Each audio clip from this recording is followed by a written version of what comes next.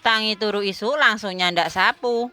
Salah ding, iki mau wis baraup. Halo Cah, balik meneh ning konten Mbak Titin ya. Iya ya Cah, isuk tangi turu iki penggaweanku langsung resik-resik. Engko nek ana sing takok, "Lho Mbak, apa gak subuhan sih?" Sepurane Cah, iki agek halangan. Ini iki rutinitas biasane nek aku isuk wayah ape masak sadurunge nyapu sik ya. Mangkane kadang nek ana sing komen, "Mbak, joganmu mbok disaponi." Nek tak saponi tetep mendino iki Cah. Tapi balik eneh karo penggaweanku sing kadang dikejar karonan pesenan, dadine resik-resikku ya tak pending dhisik. Pokoke pesenanku wis bar kabeh, aku lagi resik-resik Cah bene supaya omah resik engko nek wis bar gawe. Biasane nek entuk pesenan akeh, pawonku telu iki mekan kabeh, dadi aku nek masak isuk wayah engko gawe sarapan iku ning kompor Cah.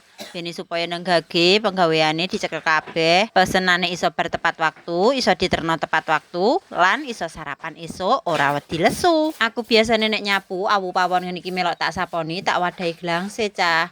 Awu pawon ngene iki ya ana gunane lho Cah, ana manfaate. Kowe roh ora Cah manfaate iku apa? Salah sijine ya iku iso gawe rabuk utawa pupuk ning sawah. Jare nek wong jaman biyen awu pawon kena gawe nambani sawah. Bar gawean nyapuku ki lanjut gawean liyane.